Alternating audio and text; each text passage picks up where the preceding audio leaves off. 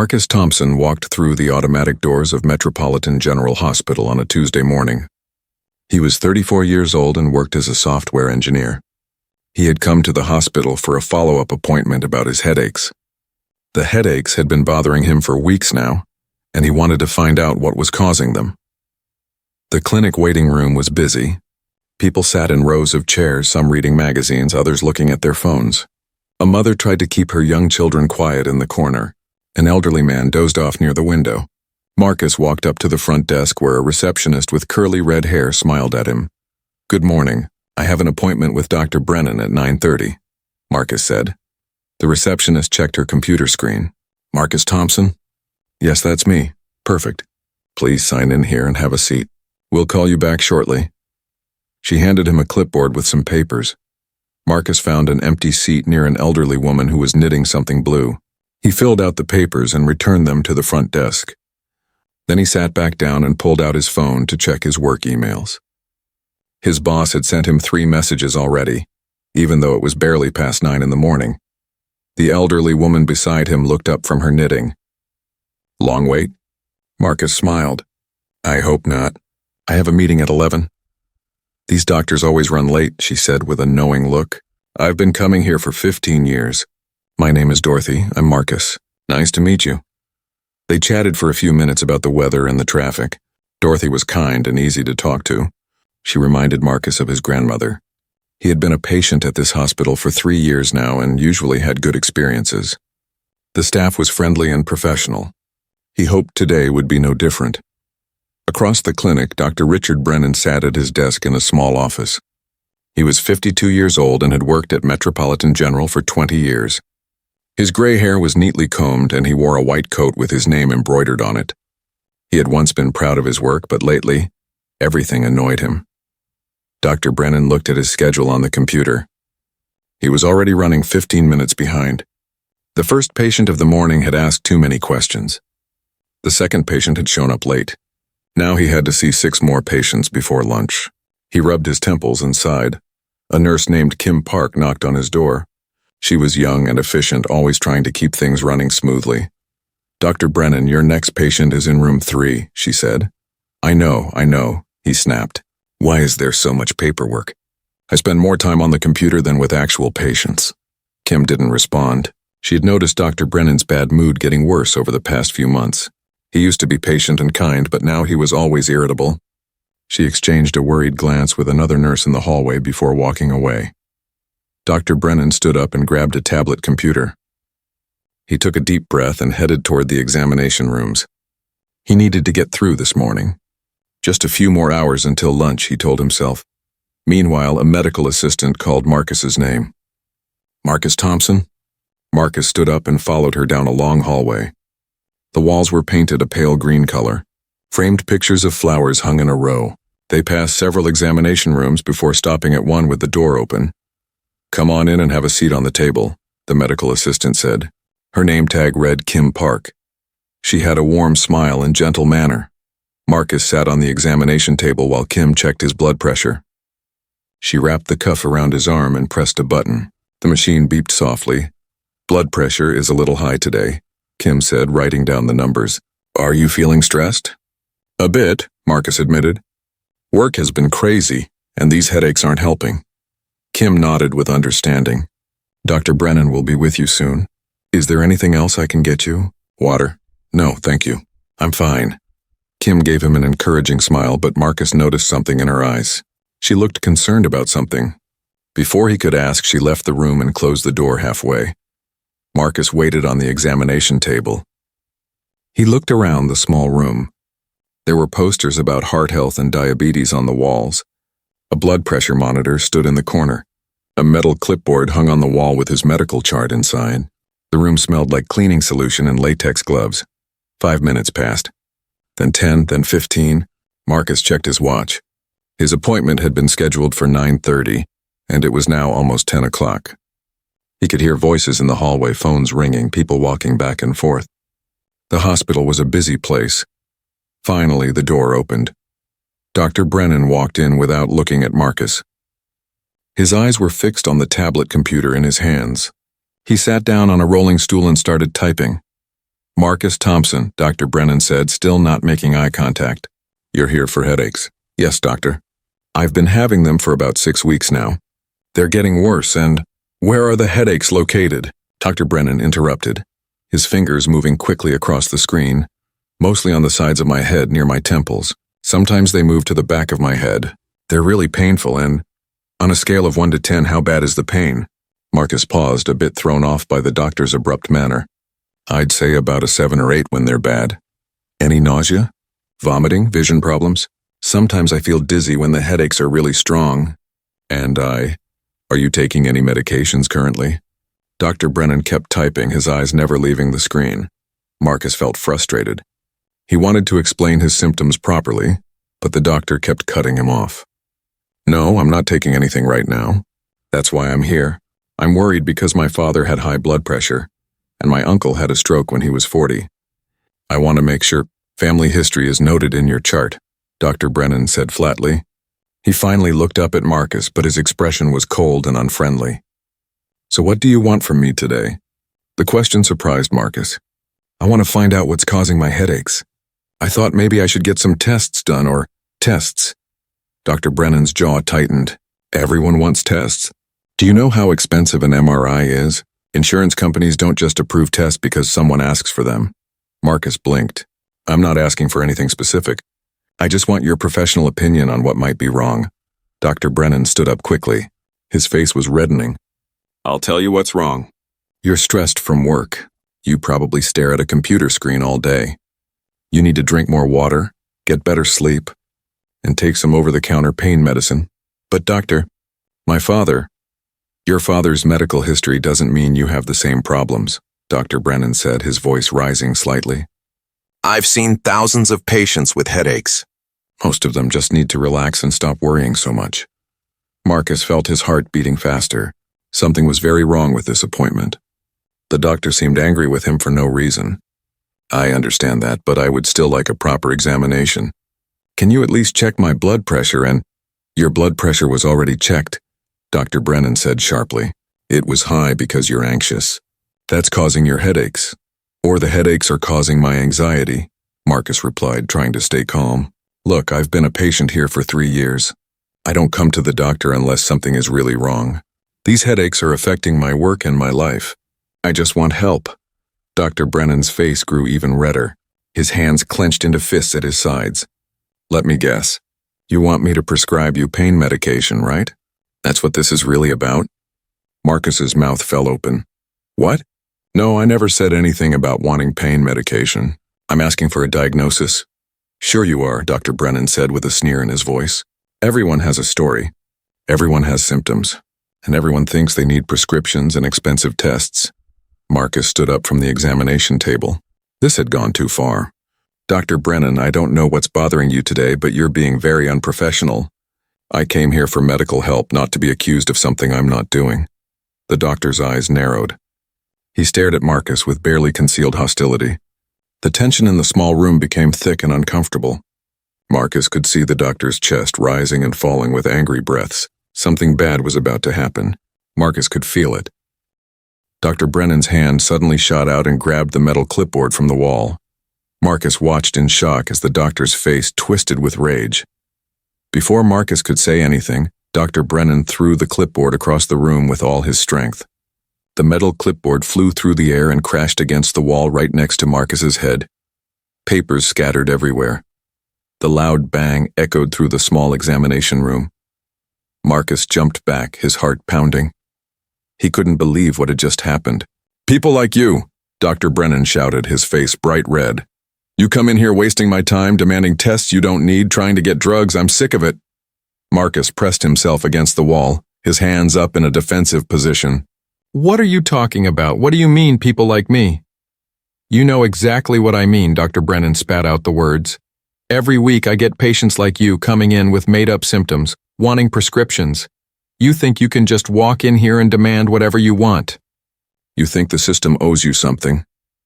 Marcus felt his blood run cold. The doctor wasn't just angry, he was being racist.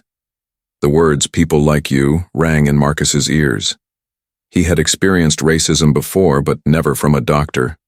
never in a place where he was supposed to be safe and cared for.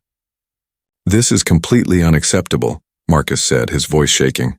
"You just threw something at me. You're making racist assumptions. I'm reporting this." "Racist?" Dr. Brennan laughed bitterly.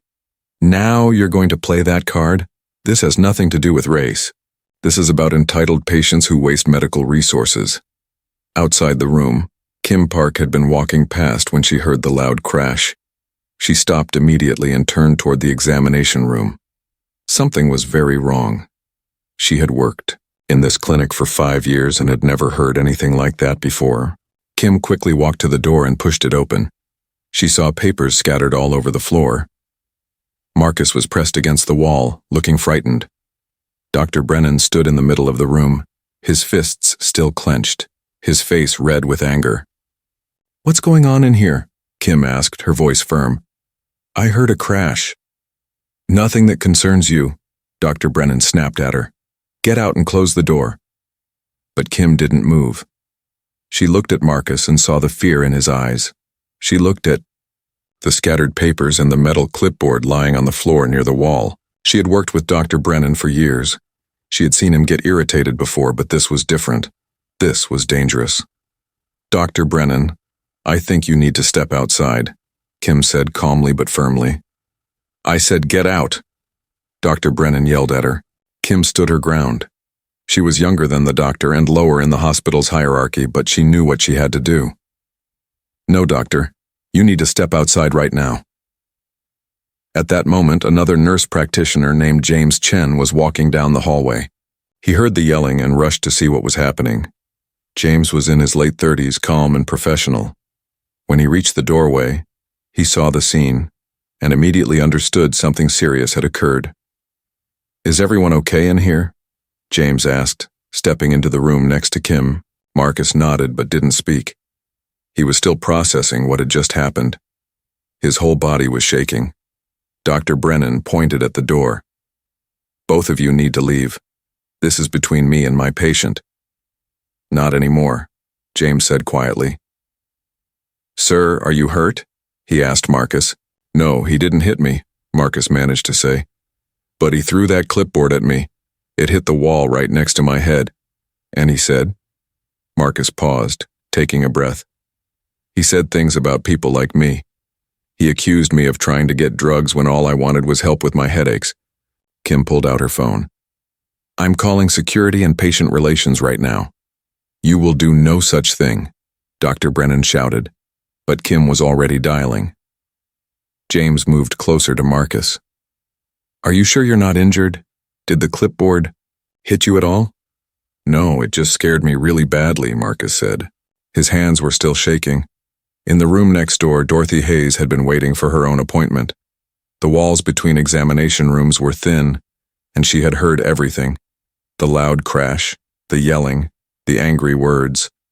She had pressed her ear against the wall, listening carefully. When she heard Dr. Brennan say, "people like you," she knew exactly what that meant. She had lived through the civil rights movement. She recognized racism when she heard it. Dorothy stood up and walked out of her examination room. She saw the commotion down the hall and headed straight for it. When she reached the doorway, she saw the young black man from the waiting room, the one she had talked to earlier. Marcus. He looked terrified. "I heard everything," Dorothy announced loudly to everyone in the room. "Every single word. I'm in the next room, and these walls are paper thin." Dr. Brennan whirled around to face her. "This is none of your business. Go back to your room." "It certainly is my business when a doctor is abusing patients in this hospital," Dorothy said, her voice strong despite her age. "I heard you throw something. I heard you yelling, and I heard exactly what you said to this young man. I will be giving a statement to whoever needs to hear it." Kim finished her phone call. "Security is on the way. Patient relations too." Dr. Brennan looked around at all the faces staring at him. Kim, James, Dorothy, and Marcus. He seemed to realize for the first time that he had witnesses. His anger suddenly shifted to something else. Worry, maybe, or fear of consequences. "This is ridiculous," Dr. Brennan muttered. "I'm being attacked for trying to do my job." This patient came in demanding tests and medications, and when I tried to explain proper medical care, he became difficult. That's a lie, Marcus said, his voice growing stronger. I never demanded anything. I just wanted you to listen to my symptoms. You're the one who accused me of wanting drugs for no reason. You threw my medical chart at me. You said people like you, like my race, had something to do with it. I never said anything about race, Dr. Brennan protested, but his voice sounded weak now. You didn't have to, Dorothy said sharply. We all know exactly what you meant. I've been alive for 78 years, young man. I know racism when I hear it. Heavy footsteps sounded in the hallway. 2 security officers appeared at the door, followed by a woman in professional clothes.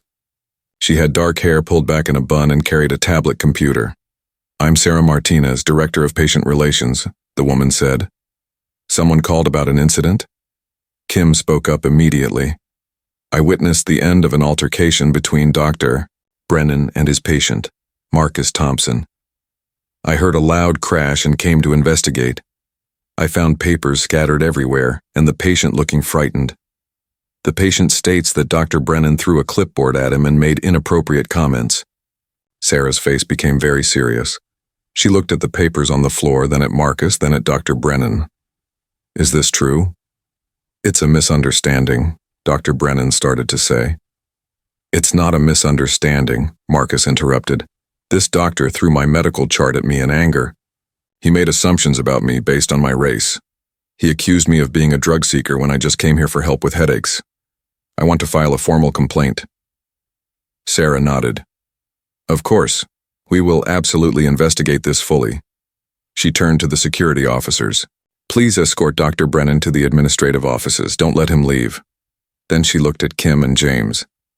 I'll need statements from both of you. I can give a statement too, Dorothy added. I heard everything from the next room. Sarah's eyebrows went up. Thank you. That will be very helpful. She turned to Marcus. Sir, I am so sorry this happened to you. Would you be willing to come with me to my office? We need to document everything while it's still fresh. And we need to make sure you're okay. Marcus nodded slowly. He felt exhausted, like all the energy had drained from his body. Yes, I'll come.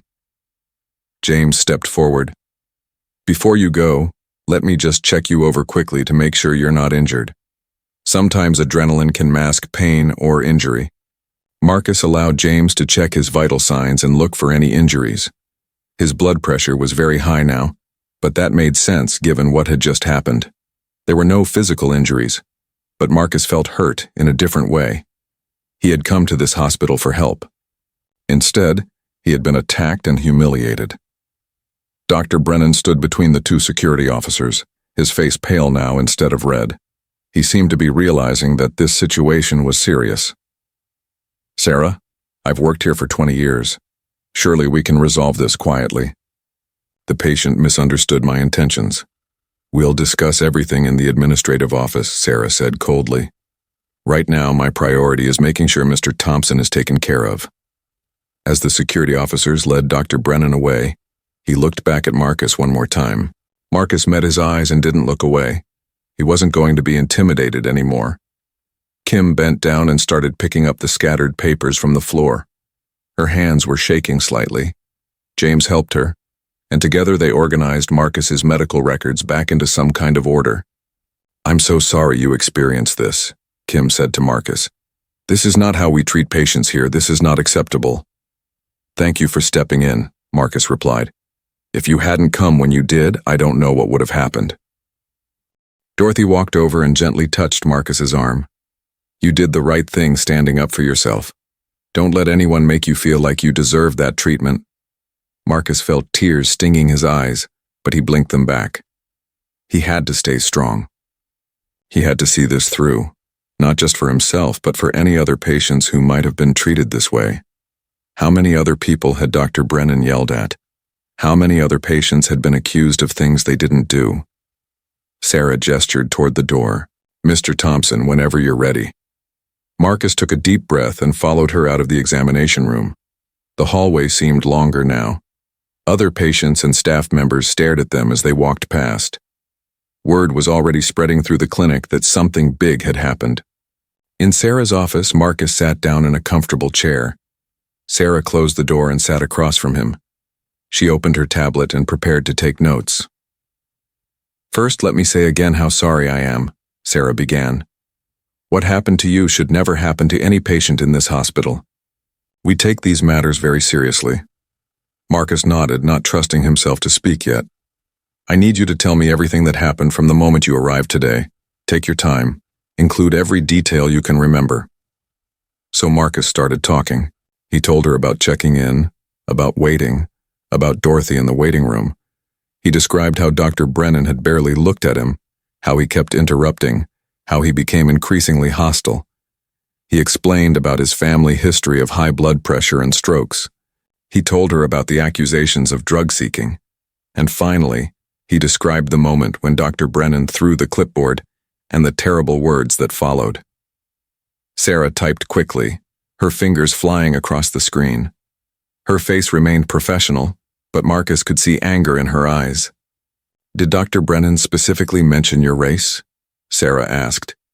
"He said, 'People like you' multiple times," Marcus explained. And the way he said it, the context, it was clear what he meant. He assumed I was there to manipulate him or game the system somehow. He made all these assumptions about me without any basis in reality. "And you had never met Dr. Brennan before today?" "Never. This was supposed to be my first appointment with him." Sarah shook her head sadly. "Mr. Thompson, I want you to know that we will investigate this thoroughly. We'll be interviewing all the witnesses, we'll be reviewing Dr. Brennan's history with other patients, and we will take appropriate action." Marcus looked at her directly. "What does that mean? Appropriate action?" "I can't give you specifics right now," Sarah said carefully, "but I can promise you that this will not be swept under the rug." A man in a gray suit entered Sarah's office about 20 minutes later. He was tall, with short black hair, and carried a leather folder. He introduced himself as Derek Williams, the Director of Human Resources for the hospital. His handshake was firm and professional. "Mr. Thompson, I want to add my apologies to Ms. Martinez's," Derek said as he sat down. "I've been briefed on what happened. This is completely unacceptable behavior from any member of our staff, especially from a physician." Marcus appreciated their words, but he was tired of apologies. He wanted action. "What happens next?" Derek opened his folder and pulled out several forms. "First, I want to explain our investigation process. We will interview every witness. We'll review security camera footage if available. We'll examine Dr. Brennan's employment history and any previous complaints. Then we'll make a determination about appropriate consequences." "How long does this take?" Marcus asked. "Usually about a week for a preliminary finding," Derek explained. "But I want to be honest with you. We're placing Dr. Brennan on immediate suspension starting right now. He won't see any patients while we investigate. That's how seriously we're taking this." That made Marcus feel a little better. At least the doctor couldn't hurt anyone else while they investigated. Good. "Now I need to ask you some questions," Derek said gently. "I know you already told Sarah everything, but I need to hear it directly from you for our HR records." Marcus went through the whole story again. It was exhausting to relive it, but he forced himself to remember every detail. The way Dr. Brennan had refused to look at him, the interruptions, the accusations, the rage on the doctor's face, the sound of the clipboard hitting the wall. Derek took careful notes. "Did Dr. Brennan touch you physically at any point?" "No, he just threw the clipboard near me." "Did you feel that your safety was in danger?" Marcus thought about that question. "Yes. When someone throws something in anger in a small room with you, yes, you feel unsafe." "I didn't know what he might do next." Derek nodded. "That's understandable. Do you need medical attention? Are you injured at all?" The other nurse, James, checked me over. "I'm not physically hurt. But I feel..." Marcus struggled to find the words. "I feel violated. I came here for help, and instead, I was attacked. Do you know how hard it is for Black people to trust the medical system? There's a whole history of abuse and discrimination. And now this." I understand, Derek said quietly. And you're right. There is a long history of medical racism in this country. We should be working extra hard to make sure every patient feels safe and respected. We failed you today. After finishing with Marcus, Derek and Sarah left him in the office with some water and magazines. They needed to interview the witnesses while everything was still fresh in everyone's minds. Kim Park sat in the HR office, nervous but determined. She had never been involved in anything like this before. She was just trying to do her job and keep patients safe. Tell me exactly what you saw and heard, Derek said, his pen ready. Kim took a breath. I was walking past examination room 3 when I heard a very loud crash. It sounded like metal hitting the wall. I immediately went to check because that's not a normal sound in a clinic. When I opened the door, I saw papers all over the floor. Mr. Thompson was against the wall looking scared. Dr. Brennan was in the middle of the room looking very angry.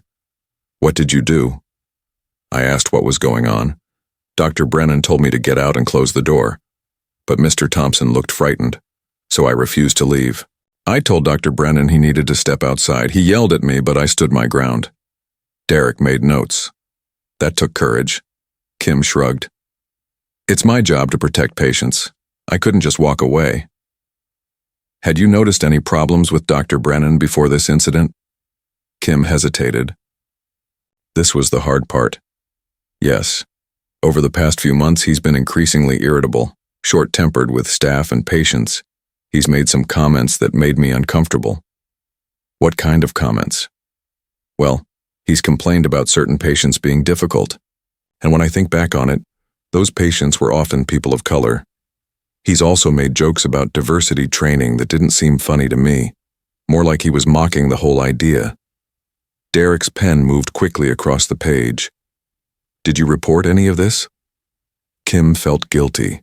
No, I didn't think it was serious enough. I mean, a lot of doctors get grumpy sometimes. I thought he was just stressed, but now I realize I should have said something earlier. Thank you for being honest, Derek said. This information is very helpful. Next, Derek interviewed James Chen. James had been a nurse practitioner at the hospital for 8 years. He was known for being calm and professional, never one to exaggerate or cause drama. I heard shouting from down the hall, James explained. When I got to the room, I saw Kim in the doorway and Dr. Brennan yelling. Mr. Thompson was pressed against the wall. There were papers everywhere. It was clear something bad had happened. What was your impression of the situation? James chose his words carefully. It looked like Dr. Brennan had lost control.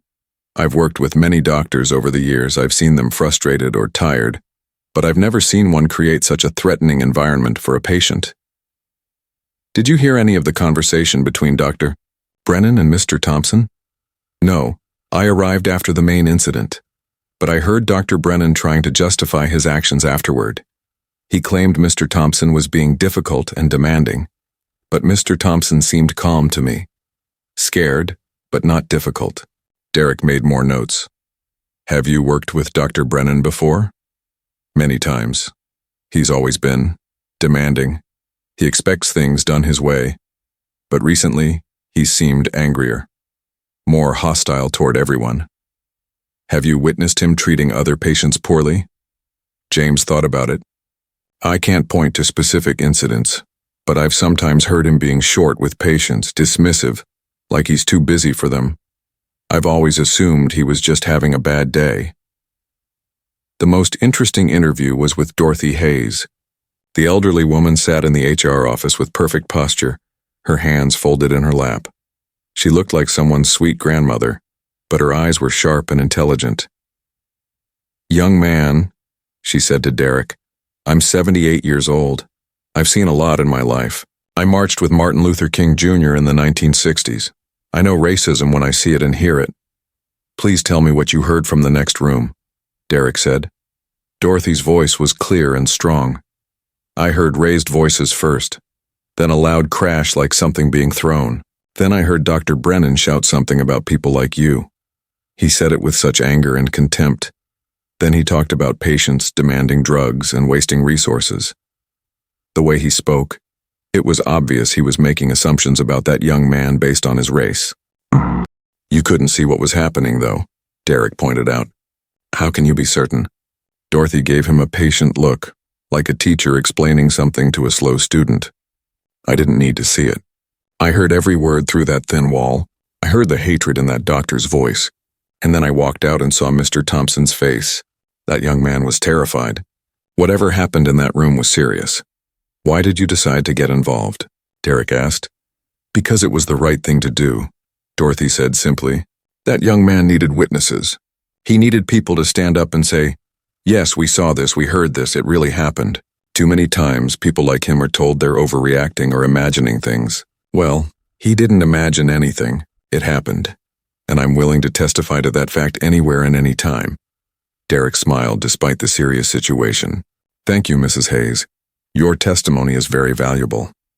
While the interviews continued, Sarah went to the hospital's IT department to request any security footage from the clinic. Unfortunately, the cameras in the hallway didn't have a view into the examination rooms. But they did show Dr. Brennan entering the room and then later being escorted out by security officers. The timestamps would help establish the timeline.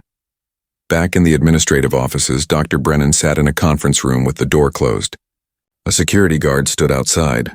The doctor's initial anger had faded, replaced by worry. He had worked at this hospital for 20 years. He had a good salary, good benefits, a reputation. He couldn't lose all of that over one incident. Derek finally entered the room with Sarah. They sat across from Dr. Brennan at the long conference table. Dr. Brennan, we've interviewed the patient and 3 witnesses, Derek began. We need to hear your version of events. Dr. Brennan leaned forward. This is all a huge misunderstanding. Mr. Thompson came in with complaints about headaches. I was trying to explain that he didn't need expensive tests for what appeared to be tension headaches. He became argumentative and demanding. I got frustrated and yes, I dropped his chart. But I didn't throw it at him. Multiple witnesses say you threw it, Sarah said flatly. They're mistaken. It slipped out of my hands. And what about the things you said? Multiple witnesses heard you say people like you to Mr. Thompson. Dr. Brennan shook his head. I never said anything racist. I might have said something about patients who demand unnecessary tests. But that has nothing to do with race. That's about patients who don't understand how medicine works. Mr. Thompson says you accused him of drug seeking, Derek said. He came in complaining about headaches and asking for a proper diagnosis. At no point did he request any specific medications. Why would you accuse him of that? Because that's what they do, Dr. Brennan said, then stopped himself. What I mean is, many patients come in with vague symptoms hoping to get prescriptions. They? Sarah repeated. Who is they? Dr. Brennan realized his mistake. Patients in general. I wasn't talking about any specific group. Derek pulled out several papers from his folder. Dr. Brennan, we're going to be conducting a thorough investigation. That includes reviewing your history. I'm looking at your file right now, and I see there have been 3 informal complaints filed against you in the past 2 years. The color drained from Dr. Brennan's face. Those were nothing. Just patients who were unhappy they didn't get what they wanted. 2 of those complaints were from patients of color, Sarah said. Both complained about dismissive treatment. One said he felt you didn't take his concerns seriously because of his race. That's ridiculous, Dr. Brennan protested. I treat all my patients the same. We'll be contacting those patients as part of our investigation, Derek informed him. We'll also be interviewing other staff members about your conduct. For now, you are suspended without pay pending the outcome of this investigation. You need to turn in your hospital ID badge and access cards. You're not to come onto hospital property or contact any staff members or patients about this case. Dr. Brennan's hands trembled. This is my career. My reputation. You're going to destroy me over one bad day. If this was just one bad day, the investigation will show that, Derek said calmly. But if this is part of a pattern of discriminatory behavior, then we need to address it. Patient safety is our top priority. I want to speak to my union representative, Dr. Brennan said. That's your right, Sarah agreed. We'll provide you with the contact information. Do you have anything else you want to tell us about what happened today? Dr. Brennan looked down at the table. His 20-year career was crashing down around him. All because of one angry moment. Or was it? Deep down he knew the truth. The way he had been feeling lately. The resentment toward certain patients. The shortcuts he had been taking. The anger that bubbled up so easily. No, he said quietly. I don't have anything else to say. After Dr. Brennan left with security, Sarah and Derek sat in the conference room reviewing their notes. This is bad, Sarah said. We have multiple witnesses. We have his own words creating problems, and now we're finding out there were previous complaints that weren't properly investigated. Derek nodded grimly. That's on us. Those complaints should have been taken more seriously. We let this fester until it exploded. What do we do about Mr. Thompson? We need to make this right with him. Full apology. Offer him a different doctor. Make sure he gets the care he came here for. Derek paused. And we need to prepare for the possibility that this becomes public. If Mr. Thompson decides to go to the media or file a lawsuit, we need to be ready. Sarah sighed. He would have every right to do that. The question is, how many other patients has Brennan treated poorly? How much damage has been done that we don't even know about? That's what the investigation will determine, Derek said. But I have a feeling this is going to get much worse before it gets better. In another part of the hospital, Marcus sat with his phone in his hand. He had called his wife to tell her what happened. She had been horrified and wanted to come to the hospital immediately. He told her he was okay, that the hospital was handling it, but he wasn't sure he believed that himself. Would they really do anything? Or would they protect their doctor? Marcus had heard stories about how institutions closed ranks when accused of discrimination. He wanted to believe Derek and Sarah were sincere, but he had been disappointed before. He thought about those previous complaints Derek had mentioned. 2 other patients of color. Had they been through the same thing? Had they reported it and been ignored? How many others were there who never reported anything at all? Marcus made a decision. He pulled up his phone's browser and searched for the contact information for the state medical board. If the hospital wasn't going to take this seriously, he would make sure someone did. This wasn't just about him anymore. It was about every patient who might walk into that doctor's office in the future. He also found the number for a local news station. The story of what happened today deserved to be told. The next morning, Derek Williams arrived at his office before sunrise. He had barely slept. The investigation into Dr. Brennan was consuming his thoughts. He made coffee and opened his computer to review the doctor's complete personnel file. What he found disturbed him. The 3 informal complaints were all documented, but none had been investigated properly. The first complaint came from a patient named Jamal Foster 2 years ago. Jamal had written that Dr. Brennan dismissed his chest pain complaints and told him he was probably just anxious. Jamal wanted more tests because heart disease ran in his family. Dr. Brennan refused and told him to lose weight and exercise.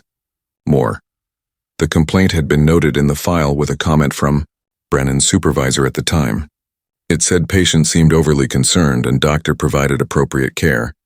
Case closed. Derek shook his head. They hadn't even interviewed the patient. They had just taken the doctor's word for it. The second complaint was from 13 months ago. A woman named Maria Rodriguez said Dr. Brennan was condescending and rude during her appointment. She felt he talked down to her and didn't listen to her concerns. The complaint mentioned that when she asked questions about her treatment, Dr. Brennan acted annoyed and made a comment about her English being good enough to understand simple instructions. Maria spoke perfect English. She had been born in Texas. Again, the complaint was documented but not investigated. The note said patient may have misunderstood doctor's communication style. No further action needed. The third complaint wasn't from a patient. It came from a young doctor named Dr. Patricia Lee. She reported that Dr. Brennan made inappropriate comments in the break room about diversity hiring. He had joked that the hospital was lowering its standards to meet quotas. Dr. Lee found the comments offensive and reported them to her supervisor. That complaint had resulted in a brief conversation between Dr. Brennan and his department head. Dr. Brennan apologized and said he was just joking. The department head told him to be more careful about his humor. That was it. No formal reprimand. No training. Nothing. Derek felt anger rising in his chest. The hospital had failed. They had received clear warning signs and ignored them. Now they were dealing with a serious incident that could have been prevented. He picked up his phone and called Sarah Martinez. We need to contact the previous complainants today. Sarah agreed. They divided up the names. Derek would try to reach Jamal Foster and Maria Rodriguez. Sarah would speak with Dr. Patricia Lee, who still worked at the hospital. Derek found Jamal Foster's phone number in the system and called. The phone rang several times before a man answered. Hello? Hi, is this Jamal Foster? Yes, who's calling? My name is Derek Williams. I'm the HR director at Metropolitan General Hospital. I'm calling about a complaint you filed 2 years ago regarding Dr. Richard Brennan. Do you have a few minutes to talk? There was silence on the line. Then Jamal spoke, his voice wary. Why are you calling about that now? I filed that complaint 2 years ago and never heard anything back. I know, and I apologize for that, Derek said sincerely. We're conducting a thorough investigation into Dr. Brennan now, and we need to speak with previous complainants. Would you be willing to tell me about your experience? Jamal sighed. Sure, why not? It's not like it matters now. It matters, Derek assured him. Please tell me what happened. Jamal's story spilled out. He had gone to Dr. Brennan complaining of chest pain and shortness of breath. His father had died of a heart attack at 50. Jamal was 42 and worried. He wanted to get his heart checked properly. But Dr. Brennan barely examined me, Jamal said. He looked at me and said I was overweight and that was probably causing my symptoms. He told me to lose 50 pounds and exercise. I tried to explain about my family history, but he cut me off. He said he had seen 100 patients like me and that I was just anxious. When I asked for a stress test or EKG, he refused. He said insurance wouldn't cover it because I didn't meet the criteria. What did you do? Derek asked. I went to a different doctor at a different hospital. You know what that doctor found? I had a partially blocked artery. I needed medication and lifestyle changes. If I had waited and just listened to Dr. Brennan, I could have had a heart attack. Derek's hand tightened on the phone. I'm so sorry that happened to you. Why didn't you pursue your complaint further? Because I filed the complaint and nobody called me back. Nobody seemed to care. I figured the hospital was protecting their doctor and I was just some black guy making noise. So I gave up and moved on. Would you be willing to give an official statement now about what happened? Jamal was quiet for a moment. Is this for real? Are you actually investigating him? Or is this just the hospital covering itself? It's real, Derek promised. Another patient was mistreated by Dr. Brennan yesterday. It was serious. We're investigating properly this time. Okay, Jamal said. Yeah, I'll give a statement. If it helps protect other patients, I'll do it. After thanking Jamal and getting his agreement to come in for an interview, Derek called Maria Rodriguez. She was harder to reach. He left a message on her voicemail explaining who he was and why he was calling. Maria called back 2 hours later during her lunch break. She was a teacher at an elementary school and could only talk for a few minutes. I remember Dr. Brennan, Maria said, her voice tight. I had a terrible experience with him. Can you tell me what happened? Maria had gone to Dr. Brennan for stomach pain and nausea. She thought she might have an ulcer or food sensitivity. Dr. Brennan spent less than 5 minutes with her. He told her it was probably just stress and that she should avoid spicy food. I tried to explain that I've eaten Mexican food my whole life without problems, Maria said. My family is from Mexico.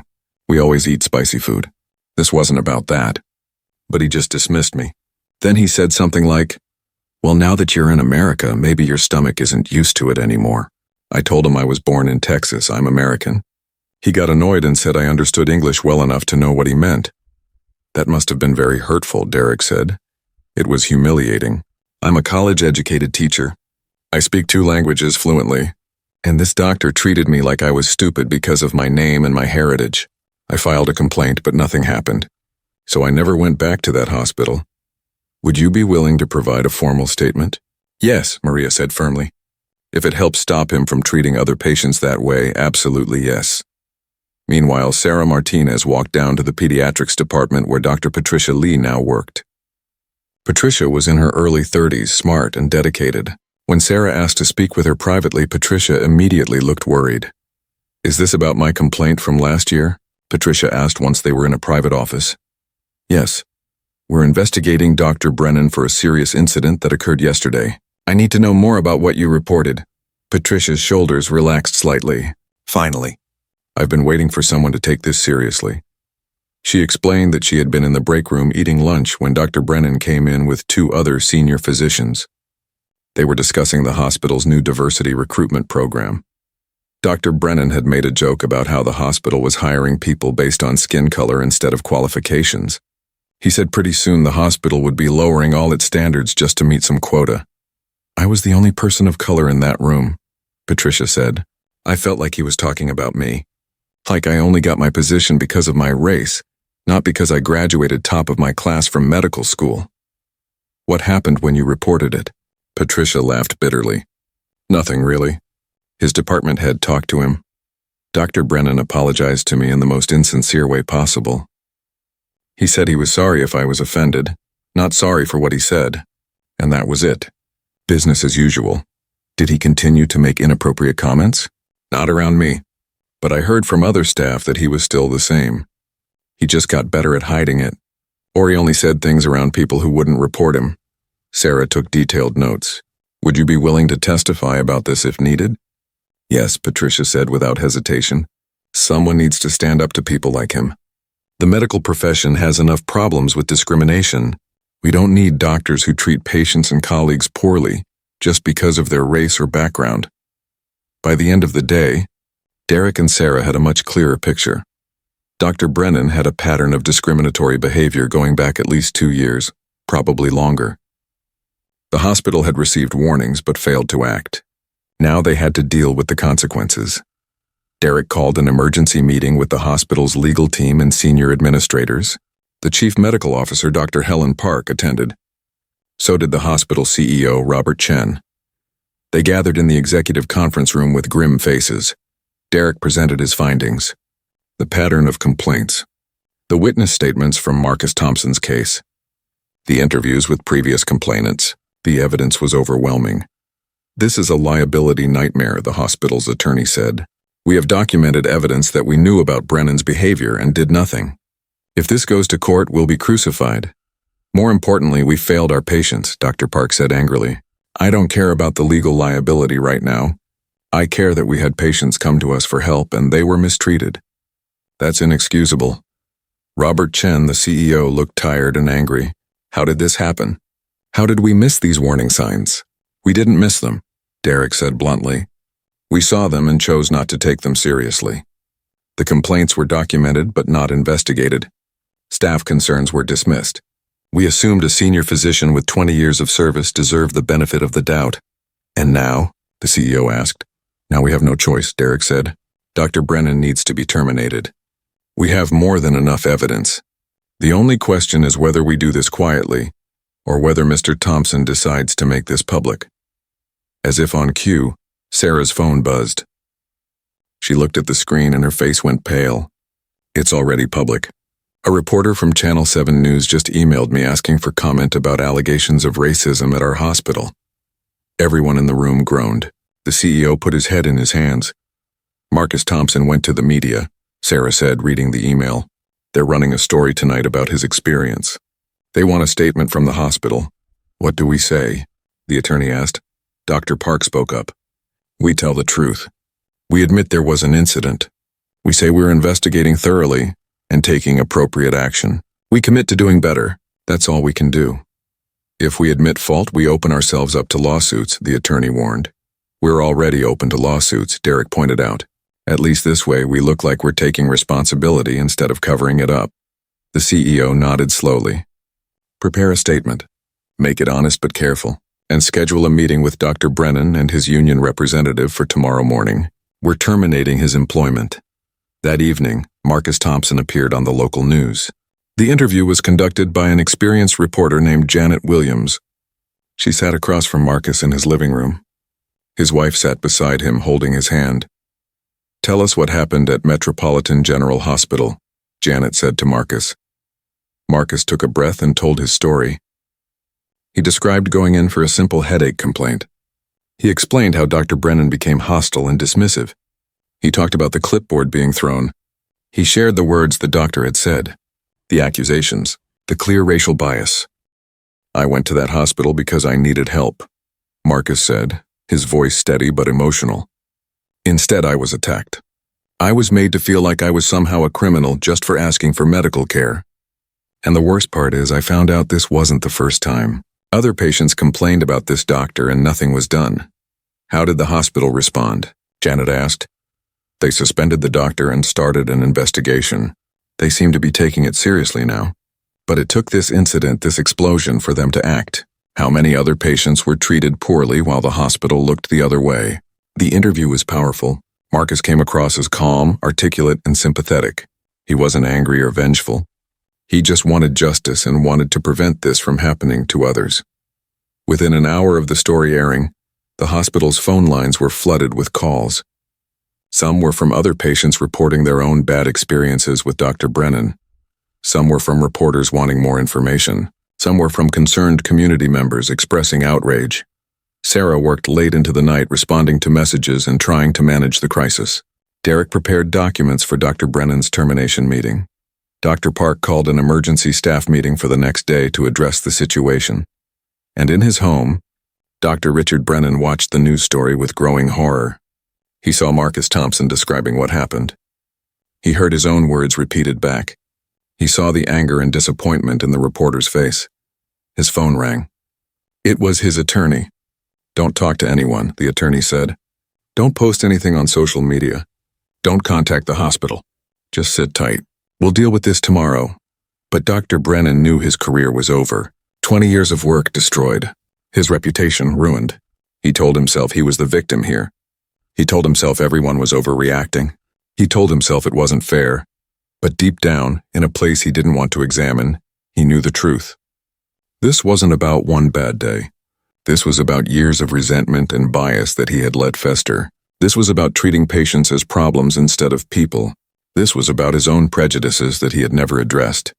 The next morning would bring his reckoning. Dr. Richard Brennan arrived at the hospital administrative building at 9 in the morning. He wore his best suit instead of his white coat. His union representative, a man named Tom Harris, walked beside him. Behind them came Dr. Brennan's personal attorney, a sharp-looking woman named Jennifer Cole. They were escorted to a large conference room on the 3rd floor. The room had a long wooden table and windows overlooking the parking lot. Already seated were several people Dr. Brennan recognized. Robert Chen, the hospital CEO, Dr. Helen Park, the chief medical officer, Derek Williams from HR, Sarah Martinez from patient relations, and 2 people from the hospital's legal team. The atmosphere was cold and formal.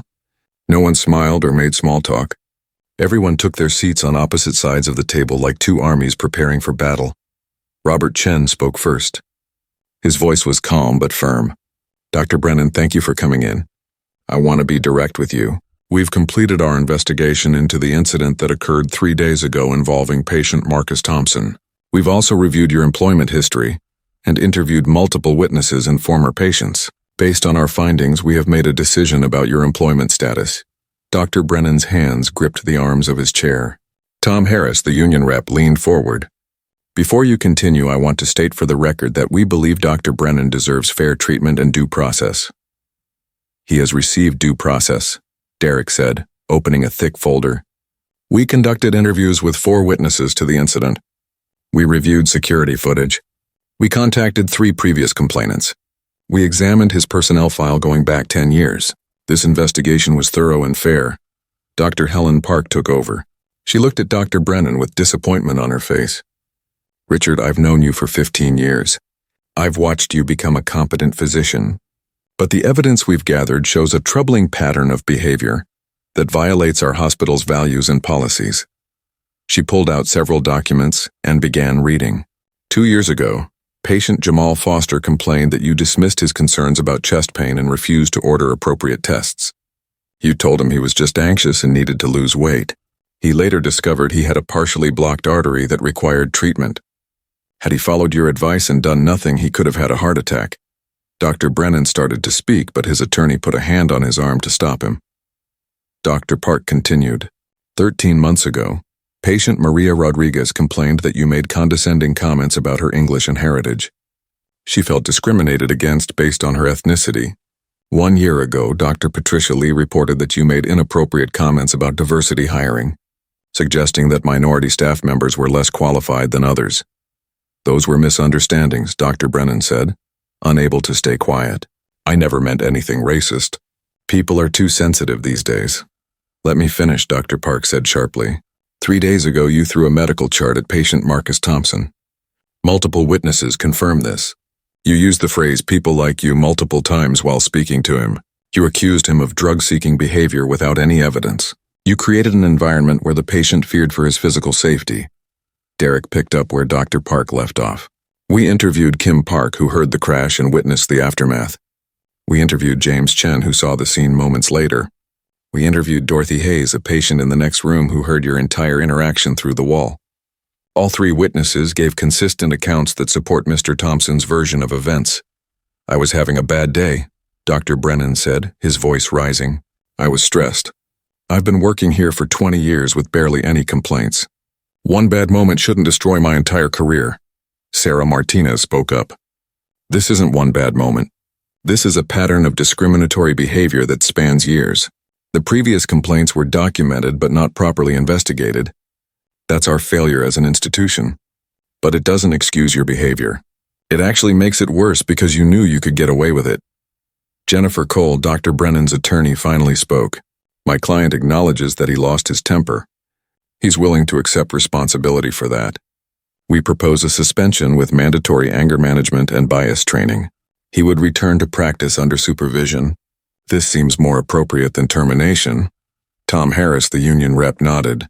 "The union agrees Dr. Brennan has 20 years of service. He deserves a chance to correct his behavior." Robert Chen shook his head. "This goes beyond anger management. This is about patient safety and trust. How can we ask patients to trust a doctor who has demonstrated racial bias? How can we ask staff to work with someone who creates a hostile environment?" "You're making him a scapegoat," Tom argued. "Other doctors have had complaints. Why is he being singled out?" "Because the evidence is overwhelming," Derek said. He pulled out more papers. "After Mr. Thompson's story went public, 7 additional patients contacted us. 7. They all reported negative experiences with Dr. Brennan. Most felt they were treated dismissively or disrespectfully. 5 of those 7 patients were people of color." Dr. Brennan's face went red. "This is a witch hunt. The media story made everyone come out of the woodwork with made-up complaints. We interviewed each person carefully," Sarah said. "Their stories are consistent and credible.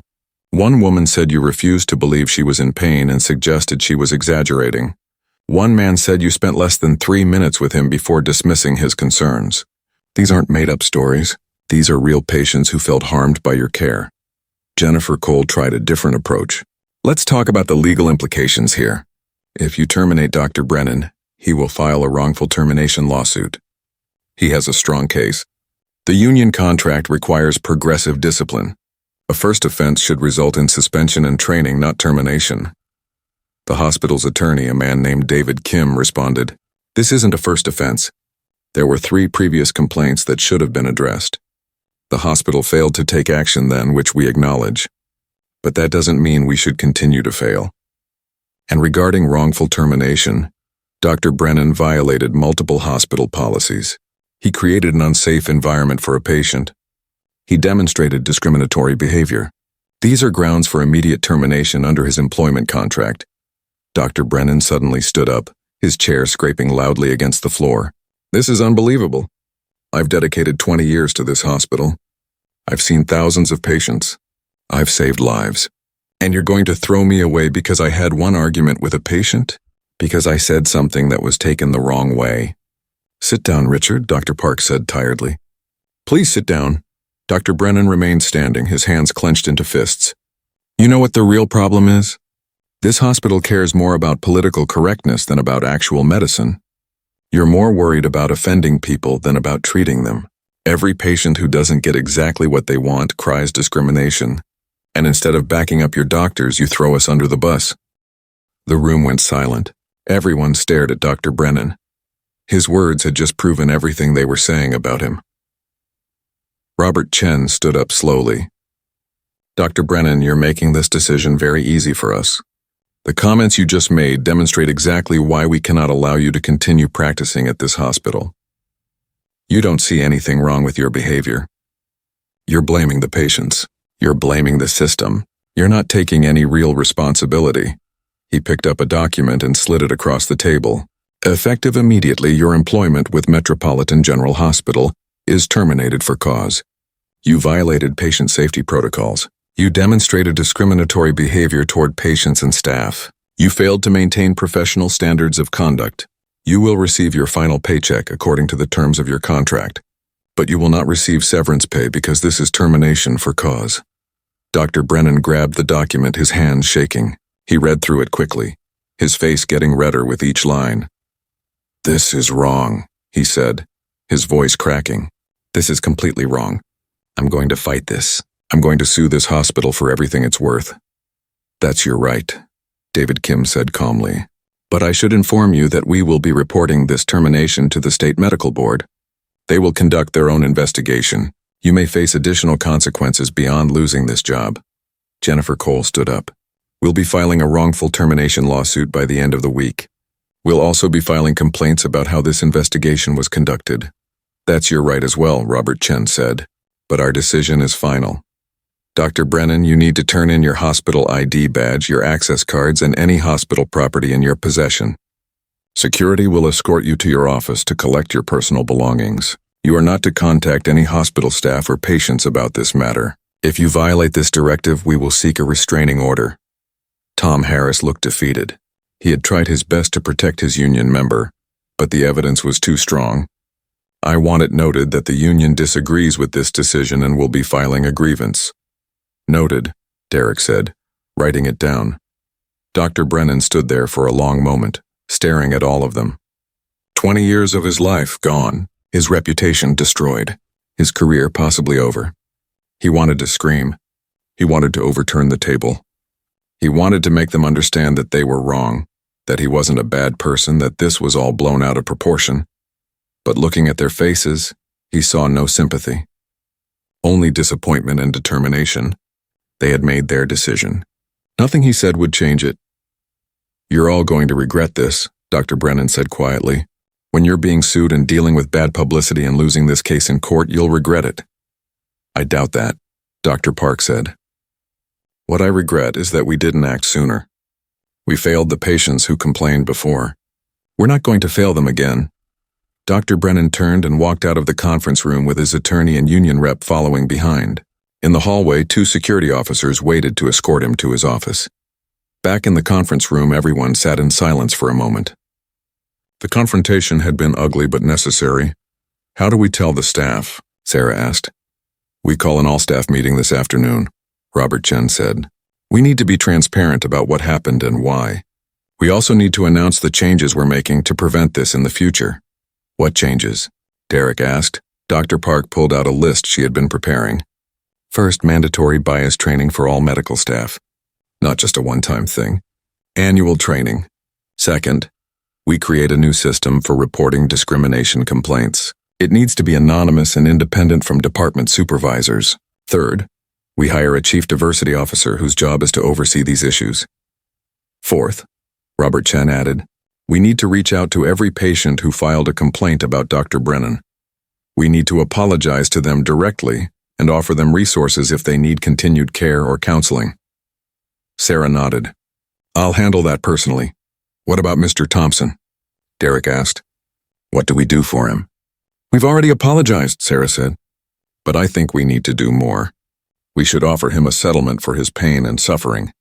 We should also invite him to join a patient advisory council we're creating. His perspective would be valuable." "Good idea," Robert Chen agreed. "Draft a proposal and send it to legal for review." Meanwhile, Dr. Brennan was cleaning out his office under the watchful eyes of the security guards. He packed his medical books, his diplomas, his family photos. 20 years of memories going into boxes. He felt humiliated having security guards watch him like he was a criminal. His phone buzzed constantly with text messages and calls. Some were from supportive colleagues who thought he was being treated unfairly. Others were from reporters wanting interviews. He ignored them all. As he walked out of the hospital for the last time, carrying his boxes, he saw Kim Park in the hallway. She looked at him with sad eyes but said nothing. Dr. Brennan wanted to say something to her, to explain himself, but no words came. He just kept walking. In the parking lot, he loaded his boxes into his car. The morning sun was bright and warm. People walked past him on their way into the hospital, not knowing who he was or what had just happened. Dr. Brennan sat in his car for a long time before starting the engine. He thought about calling his wife to tell her what happened. He thought about calling a lawyer to start planning his lawsuit. He thought about all the things he wanted to say to those administrators who had destroyed his career. But mostly he thought about Marcus Thompson, the young man who had come in just wanting help with headaches, the young man whose life he had briefly terrorized. The young man who had stood up for himself and triggered this whole chain of events. Dr. Brennan wanted to be angry at Marcus. He wanted to blame him for everything, but in a quiet corner of his mind that he usually ignored, he knew the truth. Marcus hadn't done anything wrong. Marcus had just been a patient asking for care. The problem had been with Dr. Brennan all along. That evening, the hospital held an all-staff meeting in the main auditorium. Hundreds of employees gathered, from doctors to nurses to janitors. Everyone had heard something about what happened. Rumors had been flying for days. Robert Chen stood at the podium and told them everything. He didn't hide any details. He explained what Dr. Brennan had done. He shared the investigation findings. He announced the termination, and he acknowledged the hospital's failures in not addressing earlier complaints. "We let our patients down," Robert said to the assembled staff. "We let our staff down. We created an environment where someone could behave that way for years without real consequences. That changes today." He outlined all the reforms they were implementing. The training, the new reporting system, the diversity officer position, the patient advisory council. "This is going to be uncomfortable," Robert admitted. "Change is always uncomfortable. Some of you might feel like we're overreacting. Some of you might feel defensive.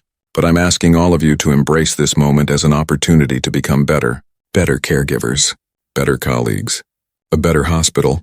The meeting lasted over an hour. Staff members asked questions and shared their own concerns. Some defended Dr. Brennan.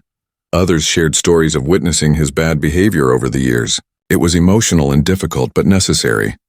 Kim Park stood up during the Q&A session. "I just want to say that I'm glad we're finally addressing this. I've worked here for 5 years and I've seen things that made me uncomfortable. But I didn't speak up because I didn't think anyone would listen. I'm grateful that Mr. Thompson had the courage to speak up, and I'm grateful that the hospital is taking this seriously now." Her words got applause from many in the audience. Not everyone agreed, but more people than expected supported the changes. 3 months had passed since that terrible Tuesday morning. Marcus Thompson walked through the automatic doors of Metropolitan General Hospital, feeling nervous despite everything that had changed. He was here for a follow-up appointment with his new doctor. The waiting room looked different now. Large posters lined the walls explaining patient rights in multiple languages. One poster showed how to report discrimination or mistreatment. Another listed resources for patients who felt they had received unfair care. The information was clear and easy to understand. Marcus checked in at the front desk. The receptionist smiled warmly at him. "Good morning, Mr. Thompson. Dr. Okafor is ready for you. She's looking forward to seeing you." As Marcus sat down to wait, he noticed the changes everywhere. Staff members wore buttons that said "Respect every patient." The magazines in the waiting room included publications that reflected diverse communities.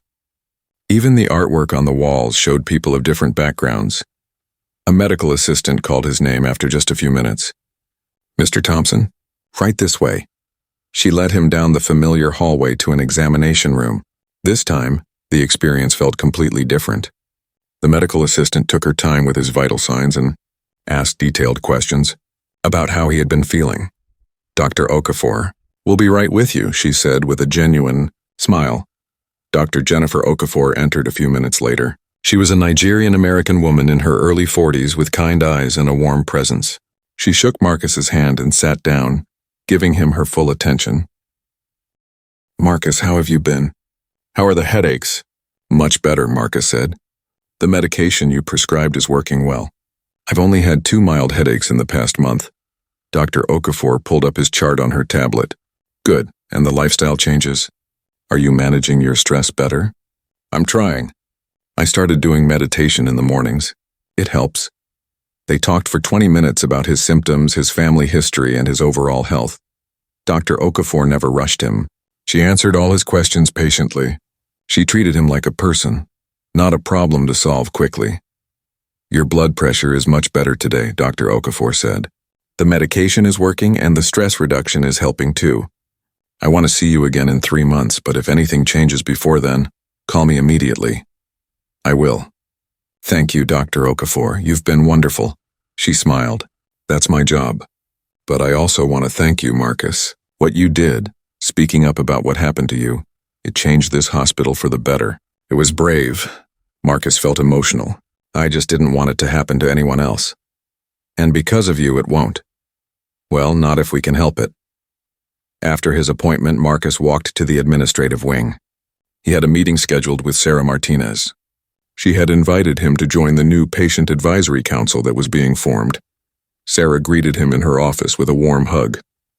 Over the past 3 months, they had developed a friendship built on mutual respect.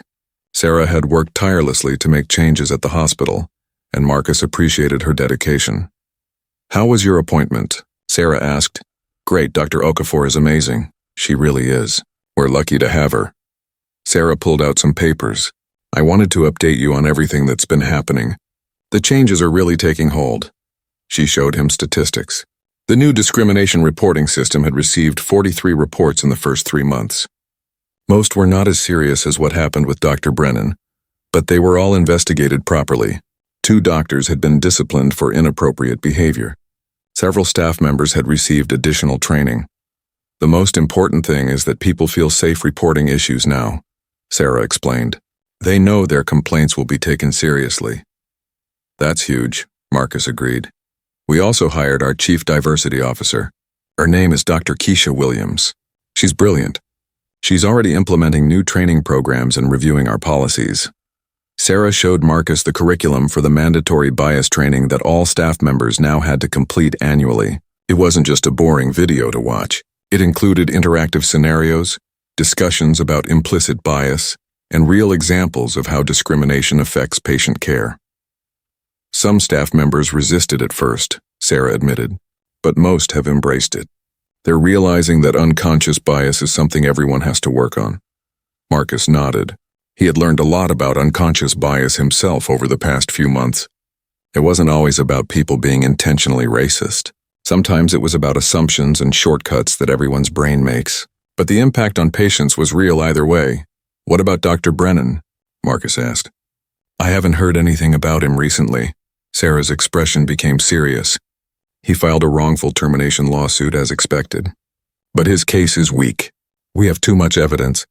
His attorney has been trying to negotiate a settlement, but the hospital is standing firm. We're not backing down." "And the medical board?" "They completed their investigation. He received a formal reprimand and had to complete bias training before he could practice again. He found a position at a small clinic in another state. I hope he learned something from this experience, but honestly, I don't know if he did." Marcus thought about that. He didn't hate Dr. Brennan. He just wanted him to understand the harm he had caused. He wanted him to change. But he knew that real change was hard and not everyone was willing to do the work. "Tell me about the Patient Advisory Council," Marcus said, changing the subject. Sarah's face brightened. "Oh, you're going to love this. We have 12 members from diverse backgrounds. Different ages, different races, different experiences with healthcare. The council meets monthly to review hospital policies and provide feedback from the patient perspective. They have real power to suggest changes and advocate for improvements. What would my role be? You would bring your unique perspective as someone who experienced serious discrimination in our care. But you would also represent the broader community. We want council members who can think beyond their own experiences and consider what's best for all patients." Marcus thought about it. It would be a time commitment, and he already had a demanding job. But this felt important. This felt like a way to turn his painful experience into something positive. "I'll do it," Marcus said. Sarah smiled widely. "Thank you. You're going to make a real difference." They spent the next hour discussing the council's goals and responsibilities. Marcus would attend his first meeting next week. He felt excited and nervous at the same time. As Marcus left the hospital that day, he ran into Dorothy Hayes in the parking lot. The elderly woman who had witnessed everything that day 3 months ago. They had stayed in touch, meeting for coffee occasionally. "Marcus," Dorothy called out, waving. "How are you, dear?" "I'm good, Mrs. Hayes. Just had my checkup." "How are you?" "Oh, I'm well. The arthritis acts up sometimes, but I can't complain." She walked closer to him. "I heard you joined the Patient Advisory Council." "News travels fast," Marcus laughed. "It's a hospital. Everyone knows everything." Dorothy smiled. "I'm proud of you. You took something terrible and turned it into positive change." "I couldn't have done it without witnesses like you," Marcus said. "You didn't have to get involved, but you did. That meant everything." Dorothy patted his arm. "When you see something wrong, you speak up. That's what my mama taught me. That's what I marched for in the 1960s. Things don't change unless people have the courage to stand up. They talked for a few more minutes before saying goodbye. As Marcus drove home, he thought about how much had changed in 3 months. The hospital had implemented real reforms. Staff members were thinking differently about how they treated patients. A system had been created for people to report problems without fear, but he also knew the work wasn't finished. Changing an institution took time. Changing people's minds and hearts took even longer. There would be setbacks and challenges. Some people would resist. Some would pay lip service to change without really embracing it. That evening, Marcus sat down with his wife to tell her about his day. They had been through a lot together these past few months. The stress of the incident, the media attention, the decision about whether to file a lawsuit. They had decided not to sue the hospital. Marcus felt that the hospital was genuinely trying to make changes, and a lawsuit would only create more hostility. "How do you feel about everything?" his wife asked him. Marcus thought about it carefully. "I feel hopeful. I think real change is happening. But I also feel this huge responsibility now. People see me as someone who stood up against racism in healthcare. They want me to be a spokesperson or an activist, and I'm just a guy who went to the doctor for headaches." His wife squeezed his hand. "You're more than that. You're someone who had the courage to speak up when something wrong happened. That's not nothing, I know. But sometimes I wonder if I'm qualified for all this. The advisory council, the speaking invitations I've been getting, the people asking for advice. I'm not an expert on healthcare policy or civil rights. You don't have to be an expert. You just have to be honest about your experience and willing to help others." "That's enough," Marcus nodded. She was right. He didn't have to have all the answers. He just had to keep showing up and doing his best. Over the next few months, Marcus settled into his role on the Patient Advisory Council. The group met monthly in a conference room at the hospital. The 12 members came from all walks of life. There was a retired teacher, a young single mother, a construction worker, a college student, and others. What they all had in common was a desire to make healthcare better for everyone. At the meetings, they reviewed proposed policy changes. They discussed patient complaints and suggested solutions. They shared their own experiences and insights. The hospital administrators listened to them seriously and often implemented their suggestions. One of their first major projects was redesigning how the hospital communicated with patients who had limited English proficiency. They created better translation services and ensured that important medical information was available in multiple languages. This directly prevented misunderstandings that could lead to poor health outcomes.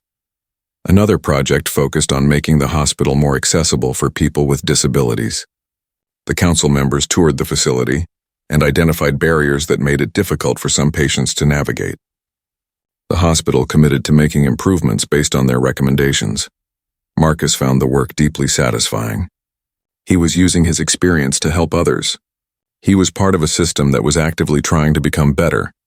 Kim Park, the medical assistant who had witnessed the incident with Dr. Brennan, also found a new role. She became a trainer for the hospital's new bystander intervention program. She taught other staff members how to recognize problematic situations and how to intervene safely and effectively. "I used to see things that made me uncomfortable, but I didn't know what to do," Kim told a room full of new hospital employees during one training session. "I didn't want to get in trouble or cause problems, but I learned that staying silent isn't neutral. Staying silent allows harm to continue." She shared the story of what happened with Dr. Brennan with Marcus's permission. She explained how she heard the crash and made the decision to open the door. How she stood her ground when the doctor tried to dismiss her. How that choice protected a patient and ultimately led to institutional change. "You all have the power to make a difference," Kim told the new employees. "When you see something wrong, speak up. Support your colleagues who speak up. Create a culture where everyone feels responsible for patient safety and dignity." The training was powerful and effective. Incidents of staff witnessing problems and not reporting them decreased significantly. People felt empowered to act. James Chen, the nurse practitioner who had also witnessed the aftermath of the incident, took on a new role too. He joined the hospital's ethics committee and helped develop guidelines for handling discrimination complaints. He wanted to ensure that the systems they were building would last beyond the immediate aftermath of this crisis. "Systems only work if they're maintained," James said at one committee meeting. "We can't just create these policies and then forget about them. We need ongoing training, regular reviews, and accountability measures, the committee agreed. They built in annual reviews of all discrimination-related policies. They created metrics to track progress. They established consequences for departments or individuals who failed to meet standards. Dr. Helen Park, the chief medical officer, became one of the strongest advocates for change. She had been deeply affected by the realization that the hospital had failed to address Dr. Brennan's behavior earlier. She was determined not to let that happen again. She implemented a new system where patient complaints were reviewed by a diverse committee rather than just by department heads. This prevented supervisors from protecting their own staff when they shouldn't. It created more objectivity in the process. She also started a mentorship program pairing senior physicians with younger doctors. The goal was to pass on not just medical knowledge but also values about patient care and cultural competence. She wanted to shape the next generation of doctors to be better than the last. 6 months after the incident, the hospital hosted a community forum. They invited patients, community leaders, and advocacy groups to discuss healthcare equity and discrimination. Marcus was one of the speakers. He stood at a podium in front of about 200 people and told his story. Not the angry, traumatic version, but the hopeful version about what came after. "I won't lie to you," Marcus said. "What happened to me was terrible. It was scary and humiliating. But what happened next restored my faith. The hospital didn't try to cover it up. They didn't minimize it. They took action. Real, meaningful action, and they're still taking action." He listed all the changes that had been implemented. The training programs, the reporting systems, the advisory council, the commitment to ongoing improvement. Is everything perfect now? No, Marcus admitted. There's still work to do. There will always be work to do. But the difference is that now there's accountability. Now there are systems in place. Now patients have a voice. The audience applauded. After his speech, several people came up to thank him and share their own stories of discrimination in healthcare settings. Some were considering filing complaints they had been too afraid to file before. Marcus encouraged them and gave them information about the hospital's new reporting system. One woman, an older black woman with gray hair, hugged Marcus tightly. "Thank you," she whispered. "My son was treated badly at a hospital 5 years ago. He tried to complain, but nothing happened. He never went back to that doctor, and his health suffered because of it. I'm so glad you spoke up. I'm so glad this hospital listened." Marcus felt tears in his eyes. This was why it mattered. This was why he had to keep going even when it was hard. As the forum ended and people began to leave, Marcus saw someone standing at the back of the room. A middle-aged white man with gray hair. For a moment, Marcus's heart stopped. Was that Dr. Brennan? No, the man looked similar but wasn't him. Marcus exhaled with relief. He realized he still carried some fear from that day, some trauma that hadn't fully healed. Maybe it never would completely. But he had learned to live with it and use it as fuel for positive change. A year after the incident, Marcus received a message from someone unexpected. It was Jamal Foster, the patient who had complained about Dr. Brennan 2 years earlier. Jamal had heard about Marcus's story and wanted to reach out. They met for coffee at a shop near the hospital. Jamal was a stocky man in his mid-40s with a warm smile and tired eyes. "I've been following everything you've done," Jamal said. "The changes at the hospital, the advisory council, your community work. It's amazing." "Thank you," Marcus said. "But I wish I had known about your complaint earlier. Maybe things would have changed sooner." Jamal shook his head. "Don't blame yourself. I'm the one who gave up. I filed my complaint, and when nobody responded, I just walked away. I figured that's how things were. But you didn't walk away. You kept pushing until something changed." They talked for over an hour about their experiences with Dr. Brennan and with healthcare discrimination in general. They realized they had both faced similar barriers and assumptions throughout their lives. Being questioned, being doubted, being treated as threats or problems rather than patients seeking help. "Do you think Dr. Brennan ever understood?" Jamal asked. "Do you think he realized what he did wrong?" Marcus thought about it. "I don't know, I hope so. But I've learned that I can't control whether he changes. All I can control is how I respond and what I do next. I chose to channel my anger into action. That's all any of us can do." Jamal nodded thoughtfully. "You inspired me to file a formal complaint with the medical board about my experience. I didn't do it back then, but I'm doing it now. Better late than never." "That takes courage," Marcus said. I learned it from you." As they parted ways, Marcus felt grateful for the connection. One of the unexpected gifts from this experience was meeting other people who understood. People who had faced similar challenges. People who were committed to making things better. The changes at Metropolitan General Hospital continued to evolve. The Patient Advisory Council expanded to include more members. The bias training program was recognized by a national healthcare organization as a model for other hospitals. Staff satisfaction surveys showed that most employees felt the workplace culture had improved. There were still problems, of course. One doctor was fired for making inappropriate comments to a nurse. A patient filed a complaint about being misgendered by staff. A billing error disproportionately affected low-income patients. But unlike before, these issues were addressed promptly and seriously. Marcus's life had changed in ways he never expected. He received speaking invitations from medical schools and hospitals around the country. He was asked to serve on boards of healthcare advocacy organizations. His software engineering career continued, but this new work felt equally important. Most importantly, he had turned his trauma into purpose. Every time he helped someone navigate a discrimination complaint, every time he advised a hospital on better policies, every time he shared his story, he was preventing someone else from experiencing what he had experienced. One evening, Marcus sat in his home office responding to emails. His wife brought him tea and sat down beside him. "You've been working a lot on this stuff," she observed. "Are you happy with how things turned out?" Marcus thought about the question.